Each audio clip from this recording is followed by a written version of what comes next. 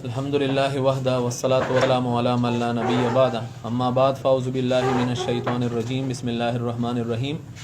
University of science and technology بنوں کے تمام employees جو ہیں وہ بنوں پریس کلب کے ہمارے جو صحافی برادری ہیں ہم ان کے شکر گزار ہیں۔ انہوں نے ہمیں وقت دیا، ہمارے جو مسائل ہیں ان کو وہ سنیں گے اور انشاءاللہ وہ ان کو آگے ہمارے جو متعلقہ فورمز ہیں ان پہ کنوے کریں گے۔ ہماری آج کی یہ پریس کانفرنس جو ہے، جیسا کہ آپ لوگوں کو معلوم ہے کہ یونیورسٹی کے جتنے بھی امپلائیز ہیں ان کی تنخواہ جو ہے، مارچ کی تنخواہ جو ہے وہ نہیں ہے۔ آج 3 تاریخ ہے اور ہمیں آج تک جو ہے تنخواہ کی ادائیگی نہیں ہوئی ہے۔ چونکہ رمضان شریف کا مہینہ ہے اور اوپر سے عید بھی آ رہی ہے جس کے لیے امپلائیز اور ان کے بچے جو ہیں انہوں نے شاپنگ کرنی ہوتی ہے، تو یہ ایک بہت بڑا مسئلہ درپیش تھا، جس کی وجہ سے ہم نے جو جمہوری انداز ہے، میڈیا کا جو انداز ہے وہ اپنایا ہے، اور آپ لوگوں کی وساطت سے ہم صوبائی حکومت اور ہائر ایجوکیشن کمیشن اسلام آباد جو ہے ان کو ایک پیغام دینا چاہتے ہیں۔ جیسا کہ آپ سب لوگوں کو معلوم ہے، تنخواہ جو ہے یہ اس طرح اجرت ہوتی ہے جس طرح ایک مزدور کی دیہاڑی ہوتی ہے، اور اس تنخواہ کے پیچھے ملازمین کے جو بچے ہوتے ہیں، ان کے گھر والے جو ہوتے ہیں، ان کو انتظار بھی ہوتا ہے اور یہ ان کا حق بھی ہوتا ہے۔ University of science and technology بنوں کا قیام جو ہے 2005 میں لایا گیا ہے، اور اس وقت تقریباً 20 سال جو ہے وہ پورے ہونے کو ہے، اور یہ پہلی مرتبہ ہے کہ یونیورسٹی کی امپلائیز کی جو سیلری ہے، تنخواہ ہے، وہ شارٹ ہو گئی ہے۔ اس تنخواہ کے نہ ہونے کی کون کون سی وجوہات ہے؟ تو سب سے پہلے میں آپ لوگوں کو یہ بتانا چاہوں گا کہ اس وقت یونیورسٹی کے جو امپلائیز ہیں ان کی تنخواہ تقریباً کچھ 5.5 یا 6 کروڑ روپے ماہانہ بنتی ہے۔ یہ تنخواہ جو ہے ہمیں کہاں سے ملتی ہے اور کس پروسیس سے ہمیں ملتی ہے؟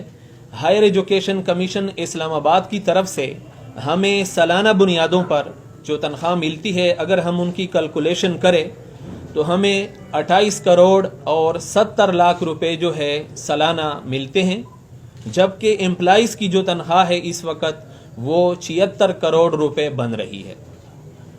76 کروڑ جو ہے ہماری سالانہ تنخواہ ہے، اور ہمیں جو گرانٹس اور جو چیزیں ملتی ہے ان کی 28 کروڑ اور 70 لاکھ ہے۔ گویا ہر سال جو ہے یونیورسٹی کو 48 کروڑ جو ہے یہ خود مینیج کرنے پڑتے ہیں۔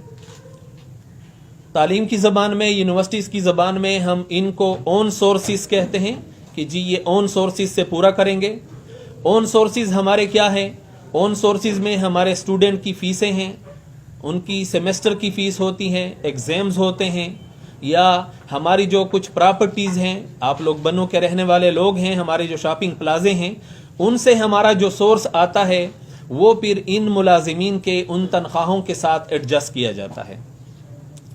لیکن سوال یہ پیدا ہوتا ہے کہ ہماری یہ آمدن جو ہے یونیورسٹی کی اور اس کا جو خرچہ ہے، اس میں یہ اتنا ڈیفرنس، یہ نوبت کیوں پہنچی ہے؟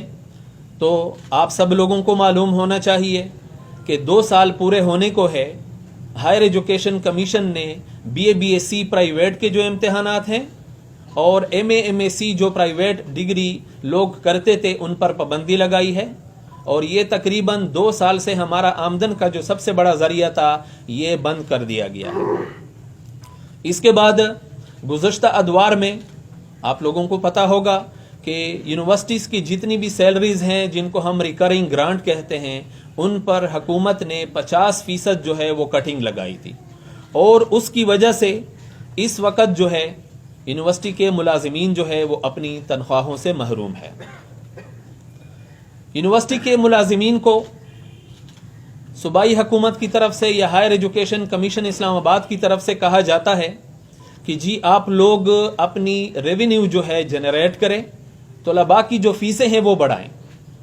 اب سوال یہ پیدا ہوتا ہے کہ ضلع بنوں جیسا پسماندہ علاقہ یا اس کے ساتھ جو بیلٹ ہے، میرلی میران شاہ ہے، لکی ہے، یا کرک ہے، یا اور جو علاقے ہیں، کیا یہاں جو غربت کی شرح ہے وہ کتنی زیادہ ہے؟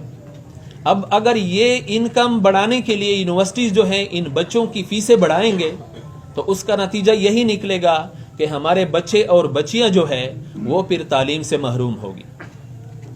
اور ہم کسی بھی قیمت پہ اپنے بچوں اور بچیوں کو ان پر کوئی ایسا اضافی بوجھ جو ہے نہیں ڈالنا چاہتے. یہ کوئی پشاور نہیں ہے, یہ اسلام آباد نہیں ہے, یہ کراچی کی یونیورسٹی نہیں ہے, یہ بنو اور اس کے جو نواحی علاقے ہیں یہ ان کی یونیورسٹی ہے, اور یہاں آبادی جو ہے ان کی اکثریت غریب لوگوں پر مشتمل ہے. تو اب اس فرق کو کس طرح بیلنس کیا جائے تو وہ بھی میں آپ لوگوں کو بتانا چاہوں گا کہ نگران حکومت کے دوران اور پچھلی جو ہماری گورنمنٹ تھی اس میں صوبے کے 6-7 یونیورسٹیز جو ہیں ان کو اسپیشل گرانٹ دیا جا چکا ہے. اسلامیہ کالج ہے, گومل یونیورسٹی ہے, پشاور یونیورسٹی ہے, ایگریکلچر یونیورسٹی پشاور ہے, UET پشاور ہے, ان کو ایک اسپیشل گرانٹ دیا جا چکا ہے, جبکہ بنو یونیورسٹی جو ہے تاحال اس قسم کی اسپیشل گرانٹ سے محروم ہے. تو ہم وزیر اعلیٰ خیبر پختونخوا جناب علی امین خان گنڈپور صاحب سے اور وزیر تعلیم ہائر ایجوکیشن مینا خان افریدی صاحب سے اور ہمارے secretary higher education department Peshawar سے ہمارا یہ مطالبہ ہے کہ جس طرح ادر یونیورسٹیز کو آپ لوگوں نے اسپیشل گرانٹ دی ہے ریکرنگ کے بجٹ میں, اسی طرح ہمیں بھی ایک اسپیشل گرانٹ دیا جائے تاکہ ہماری تنخواہوں کا جو بوجھ ہے یا ہمارے جو اخراجات ہے ان کا بوجھ جو ہے وہ ہمارے اس غریب علاقے کے پسماندہ بچوں پر نہ پڑے. تو یہی ہمارا مطالبہ ہے گورنمنٹ سے کہ ہمیں ایک اسپیشل گرانٹ دیا جائے تاکہ ہم کچھ نہ کچھ اپنی سروائیول جو ہے وہ جاری رکھ سکیں. تو اس حوالے سے ہماری جو صحافی برادری ہے ان کا کوئی سوال ہو, کوئی ایسی وضاحت ہو تو اٹس اپ ٹو یو. جی سر. اس وقت سر ہمارے تقریباً فیکلٹی ممبرز جو ہیں یہ 200-250 فیکلٹی ممبرز بنتے ہیں, 700-800 جو ہے ہمارے 1 to 16 بنتے ہیں. گویا ہمارے جو ہے 1400-1500 امپلائیز جو ہیں یہ تعداد بنتی ہے, اور ان کی تنخواہ جو ہے آج تک ریلیز نہیں ہوئی ہے کیونکہ یونیورسٹیز کے ساتھ فنڈز نہیں ہیں. اچھا جی, یہ بتائیں, ایک طرف آپ کہہ رہے ہیں کہ ہماری جو ریونیو ہے وہ 45 کروڑ آپ بتا رہے ہیں اور 28 کروڑ آپ کو وفاق سے مل رہے ہیں.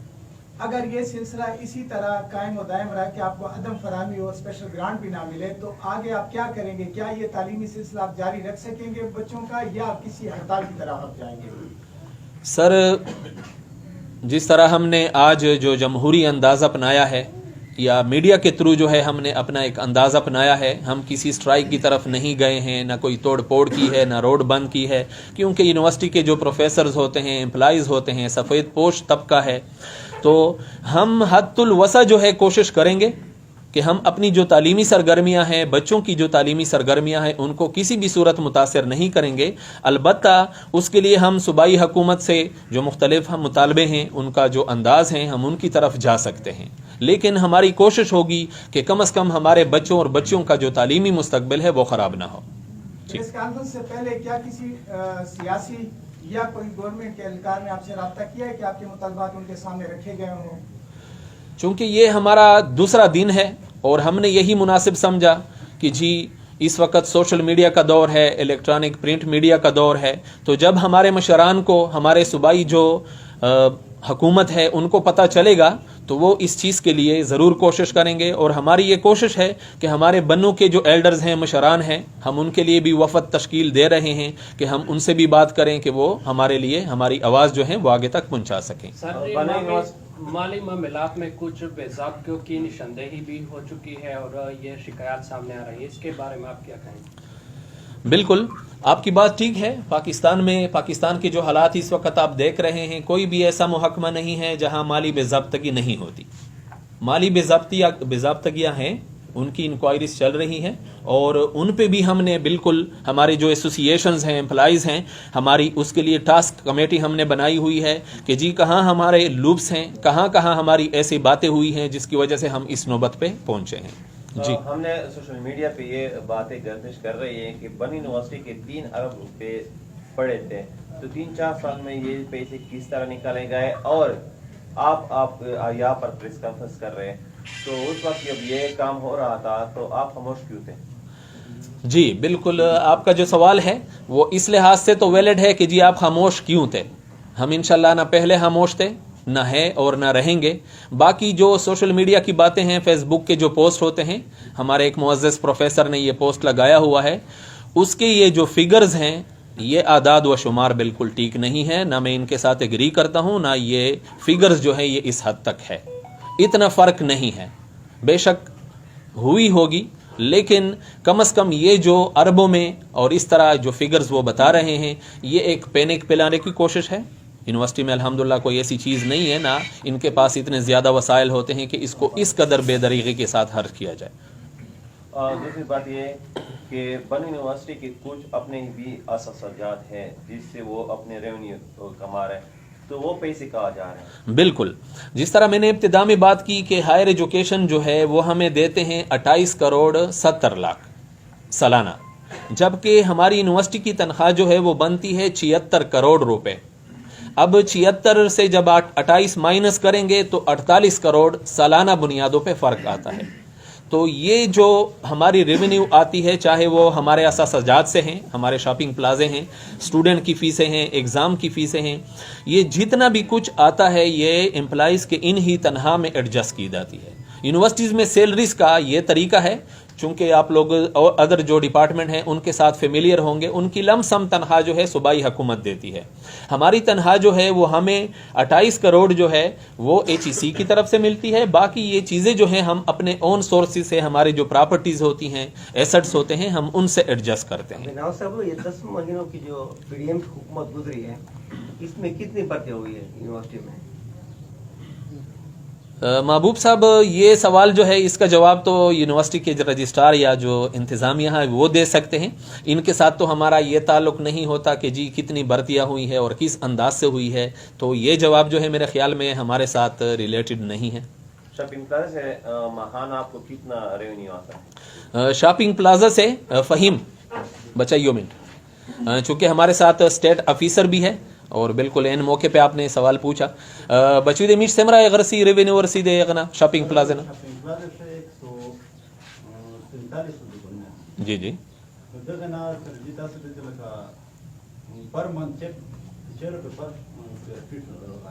सही सही सही ना, राउंड फिगर वे तकरीबन से जुड़ेगी। जी जी सर, इसने यहाँ पर एक बात की कि 1300 रुपये महाना आता है, लेकिन हमने वहाँ पे देखा है कि 5000 8000 फी दुकान है, तो सर ये बाकी पैसे कहाँ पे जाते हैं? जी, हमारी जो दुकानें हैं, शॉप्स हैं, आप सब लोगों को पता है, वेल एजुकेटेड लोग हैं कि जी हुकूमत जो है वो लीज पे अपनी प्रॉपर्टी देते हैं, दुकानें देते हैं। तो ये इन लोगों ने लीज पे ली हैं उस वक़्त के हिसाब से, और उनके साथ बाकायदा गवर्नमेंट के रूल्स रेगुलेशन के मुताबिक जो है एक एग्रीमेंट हुआ है और उसी के मुताबिक ये लोग पेमेंट करते हैं। बाकी अगर उन लोगों ने किसी और को दिया है, किराएदार को दिया है, तो ये उनका और ये उनके दुकानदारों का आपस में मसला है। जी नवाब साहब, आपने अभी कहा कि ये 20 साल में पहली बार ऐसा हुआ है कि तनख्वाह जो है वो नहीं। जी जी, इसमें क्या ये फैक्टर तो नहीं कि आपकी यूनिवर्सिटी जो है वो बगैर वाइस चांसलर के चल रही है? बिल्कुल, ये सिर्फ बनो यूनिवर्सिटी का मसला नहीं है सर। आपको पता होगा इस वक्त सूबे की 14 यूनिवर्सिटीज़ ऐसी हैं, 14 यूनिवर्सिटीज़ जो बगैर वाइस चांसलर के चल रही हैं। ये सिर्फ बनो का मसला नहीं है, अदर यूनिवर्सिटीज़ में भी ये मसला है, और उनके प्रो वाइस चांसलर जो है वो भी नहीं है।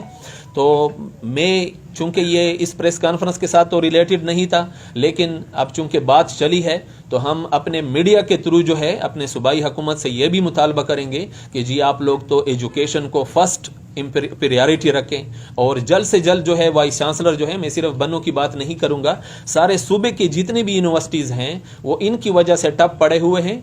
तो हमारा ये भी मुतालबा है कि जी इनके लिए जो प्रॉपर वाइस चांसलर हैं, रेगुलर वाइस चांसलर हैं, उनकी अपॉइंटमेंट जल्द से जल्द करा दी जाए। जी